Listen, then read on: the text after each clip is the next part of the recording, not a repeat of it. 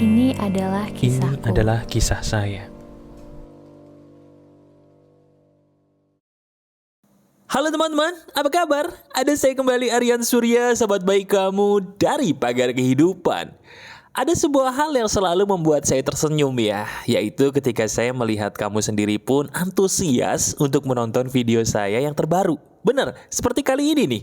Sadar gak sih rasa antusias atau jiwa yang positif itu loh, yang secara tidak sadar membuat kamu menemukan video-video saya kok yang selalu relate gitu loh mas. Selalu sama ya, seolah-olah Mas Aryan ini dukun. Padahal bukan, tapi kamu sendirilah yang mengundang hal-hal baik ke dalam hidup kamu.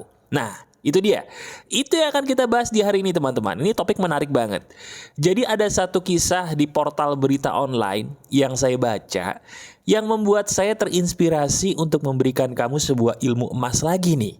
Yang ada kaitannya dengan hal yang tadi saya bilang. Benar, kita mengundang hal yang baik terjadi dalam hidup kita dan itu tanggung jawab kita. Nah loh, caranya gimana? Ini yang kita bahas. Yuk, santai aja, relax aja. Barangkali, lagi-lagi, ini yang kamu butuhkan. Oke? Kita bahas. Gini loh. Jadi, saya secara tidak sengaja melihat ya, sebuah curhatan di portal berita online lebih tepatnya. Ada banyak kegagalan yang rata-rata membuat generasi muda, seumuran kita nih, mengalami yang namanya depresi. Nah kali ini saya ingin membicarakan bahwa ada satu hal unik yang barangkali kamu nggak tahu sehingga benci setengah mati, mohon maaf, sama yang namanya si gagal. Ayo, sekarang saya mau tanya, ada nggak beberapa waktu belakangan ini rasa gagal yang bikin kamu tuh sakit banget hatinya? Entah gagal dalam asmara, atau mohon maaf gagal dalam pernikahan, gagal dalam karir baru di PHK atau bisnisnya bangkrut, atau mungkin belum gagal tapi maaf banget rasa-rasanya nih mas, saya lagi di ujung tanduk nih mas, kebetulan banget saya menemukan video ini. Nah itu dia, salah satu hal yang harus kita tahu adalah pengertian dari kata kebetulan. Tadi saya bilang kebetulan ya. Kenapa? Karena banyak loh sahabat Pagar Kehidupan sama seperti kamu yang merasa bahwa video-video yang hadir di beranda mereka, termasuk mungkin video ini nih, itu adalah kebetulan belaka. Padahal tidak. Saya akan mengajarkan kepada kamu yang paling dasar dulu, yaitu bagaimana merubah pengertian kebetulan, betul, supaya kita bisa mendapatkan pengertian kebetulan yang benar, sehingga kita bisa mengundang kebetulan secara masuk akal. Mau nggak? Nih, saya kasih tahu dulu ya. Ini dasarnya soalnya. Teman-teman, kebetulan itu apa sih? Mungkin bagi kamu kebetulan itu adalah segala sesuatu yang tiba-tiba secara tidak sengaja pas. Betul nggak? Pas lagi dibutuhin, pas dapat. Itu kebetulan. Pas lagi kangen, tiba-tiba ketemu. Betul nggak? Itu kebetulan ya? Nggak. Kebetulan itu pengertiannya bukan begitu. Itu salah. Nih, dengerin ya. Ini yang benar nih. Kebetulan itu pada dasarnya adalah sesuatu yang terjadi karena kita di masa lalu betul-betul memikirkan hal ini sehingga terjadi sekarang. Wah, bingung ya? Tapi menarik nih. Oke. Kita bahas lagi ya. Saya ulangi. Kebetulan pada dasarnya adalah apa sih? Pada dasarnya kebetulan itu adalah segala sesuatu yang kita pikirkan secara betul-betul di masa lalu sehingga seizin Tuhan di masa kini jadi nyata. Itulah pengertian kebetulan yang benar. Renungkan, benar nggak? Nah, sebentar. Saya tahu mungkin kamu agak merasa betul mas, tapi kok bisa ya? Landasan ilmunya apa ya mas? Kita bahas. Begini loh teman-teman. Sesuatu hal yang namanya kebetulan itu kan dasarnya adalah alam bawah sadar kita secara tidak sadar membawa kita kepada hal tersebut. Misalnya gini deh, saya mau tanya, hari ini kamu udah kedipin mata berapa kali? Halo? Hari ini sampai kamu menonton video ini nih, betul, kamu sudah kedipin mata berapa kali? Waduh mas, itu pertanyaannya aneh mas. Kenapa? Ya saya nggak sadar lah, jadinya saya nggak ngitung. Nah itu yang saya maksud cara kerja alam bawah sadar. Contohnya seperti kedipan mata. Kita mah kalau mau ngedip ya ngedip aja, nggak usah dihitung, nggak usah disuruh ngedip sendiri, betul nggak? Nah itulah cara kerja alam bawah sadar kita. Hati-hati loh, sesuatu hal yang betul-betul kita pikirin, kenapa itu seolah-olah bisa menjadi kenyataan? Karena alam bawah sadar kita bekerja ke arah sana. Jadi ketika kita mikirin sesuatu secara betul-betul, misalnya kamu pikirin betul-betul nih bahwa saya ini lagi pengen banget mas makan coklat dikasih vanila yang bentuknya tuh seperti es krim. Dipikirin betul-betul sampai kamu tuh kayaknya udah makan gitu. Tiba-tiba bener. Ada aja kejadian-kejadian yang membuat kamu ngerasa, loh kok kebetulan saya menemukan makanan yang saya mau tadi mas, kok bisa ya? Padahal itu bukan kebetulan. Itulah alam bawah sadar, dahsyatnya seperti itu. Barang siapa yang memikirkan secara betul-betul dan Tuhan mengizinkan terjadi, maka terjadilah hal itu. Jadi saya mau tanya sama kamu. Kamu kan udah berdoa, sudah. Pertanyaan saya berikutnya, usaha kamu sampai mana? Apakah diri kamu sudah membayangkan betul-betul belum yang kamu mau itu apa?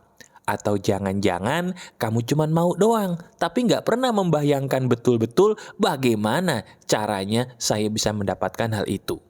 Ya? Nah sekarang sabar.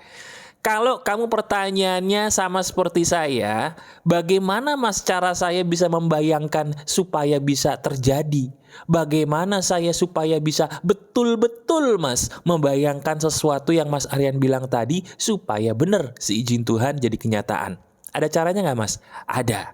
Itu yang kita bahas berikutnya. Menarik kan? Kalau kamu sampai sini aja udah suka banget, boleh dong saya minta klik jempol ke atasnya. Dan kalau belum subscribe, silakan klik subscribe dulu sama loncengnya tuh. Jangan lupa si lonceng, karena itu yang paling penting. Oke? Kita lanjut? Oke, ini dia. Gini teman-teman. Kalau kita mau betul-betul memikirkan sesuatu, itu landasannya ada dua. Saya ulangi biar kamu jelas ya. Kalau kita ingin memikirkan sesuatu tuh sampai betul-betul kita pikirin secara fokus, itu landasannya, penyebabnya harus ada dua hal dulu. Apa itu mas? Nih, kamu ingat baik-baik ya. Yang pertama, diri kamu harus dalam keadaan sepi. Saya ulangi, kamu cari sepi. Bersahabatlah dengan si sepi. Siapa itu sepi? Situasi yang tidak membuat kamu terganggu. Jadi bukan berarti nggak ada orang di sekitar kamu ya, enggak. Situasi yang buat kamu tuh bisa seperti bermeditasi sejenak gitu loh. Cari situasi seperti itu, cari ketenangan seperti itu, baru setelah ketemu, kamu duduk, boleh bersila, boleh rileks sambil tiduran, lakukan langkah yang kedua. Apa itu mas? Bayangkanlah sambil kamu memejamkan mata bahwa segala sesuatu yang kamu mau tadi itu sedang kamu nikmati. Saya ulangi, tadi kan kamu sudah menemukan situasi tenang. Nah setelah itu kamu boleh duduk bersila, posisi meditasi boleh, atau duduk boleh di kursi, atau sambil tiduran pun juga nggak masalah, itu bagus. Yang penting mengapa? Pejamkan mata kamu, sambil kamu memejamkan mata, kemudian kamu bayangkan. Yang dibayangkan apa? Diri kamu lagi menikmati. Ingat, diri kamu lagi menikmati apa yang kamu mau tadi seolah-olah sudah jadi kenyataan. Itu loh ya. Jadi semakin kamu bisa menikmati itu seolah-olah sudah terjadi, itulah yang namanya kamu memanggil hal tersebut seizin Tuhan di masa depan untuk terjadi. Ya. Jadi kamu pikirin sampai kamu tuh bisa ngerasain banget bahwa ini sudah terjadi dalam hidup saya. Bahwa ini sudah terjadi dalam hidupku. Bayangkan itu sampai kamu tuh saking merasakannya senyum-senyum sendiri, ketawa-ketawa sendiri, nyengir-nyengir sendiri. Nah mas, bahaya itu. Loh kenapa? Nanti kalau saya dibilang gak waras gimana? Nah, makanya saya bilang apa? Cari situasi sepi. Kalau situasi sepi, paling yang ketawa siapa sih? Yang ketawa juga paling ya setan gundul yang lewat doang. Abis itu dia lewat lagi. Kenapa? Ya kasihan. Nih orang kok nggak gua gangguin ketawa-ketawa sendiri. Ya kan? Nggak apa-apa, cuekin aja, oke? Lakukan itu benar-benar ampuh. Bayangkan sambil kamu resapi seolah-olah itu sudah terjadi, kamu nikmati senikmat-nikmatnya. Nah, ini yang paling penting nih. Sengaja saya taruh di bagian akhir. Apa itu, Mas? Kan tadi saya sudah menikmati, Mas. Betul. Habis itu saya harus melakukan ini setiap hari kah? Atau berapa lama, Mas, setiap harinya? Ini pertanyaan yang sebenarnya sering muncul tapi sengaja tidak saya jawab. Kenapa? Karena kalau kamu bertanya seperti ini, sadar nggak kamu menganggap bahwa ini semua seperti seolah-olah resep dokter?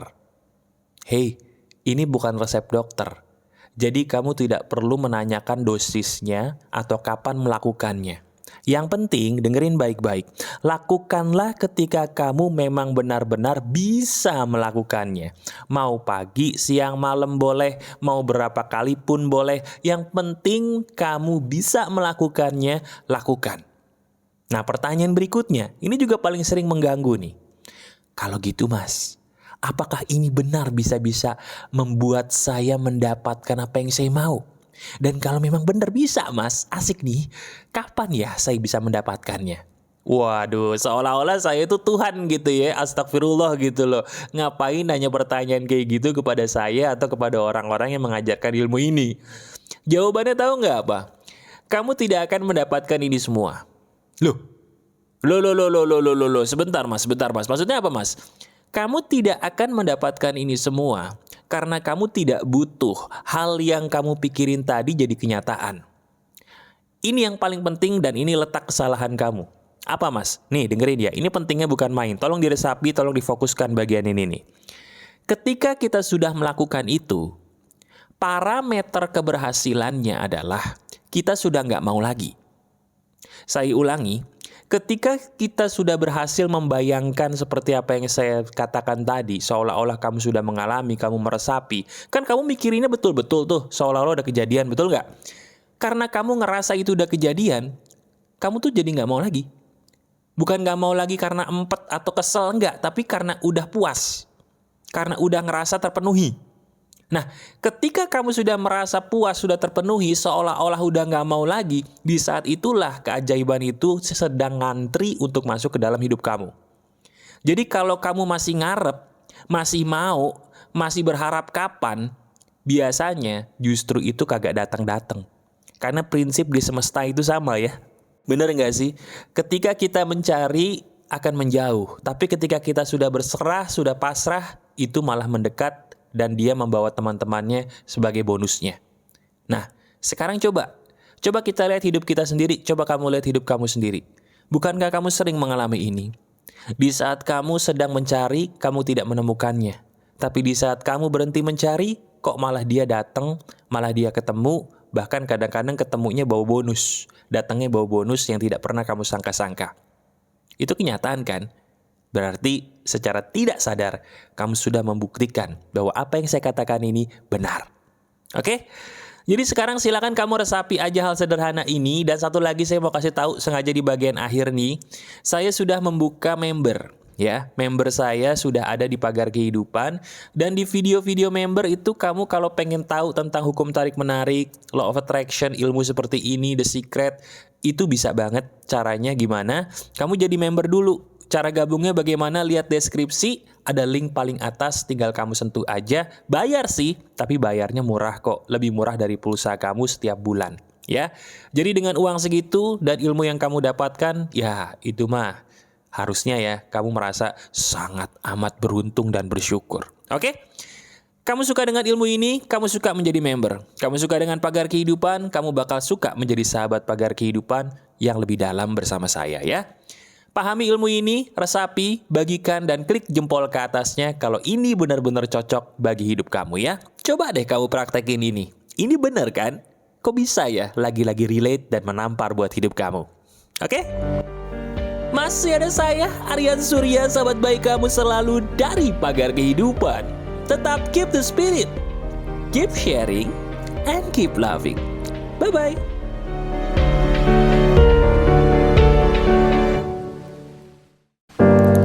Ini adalah kisahku. Ini adalah kisah saya.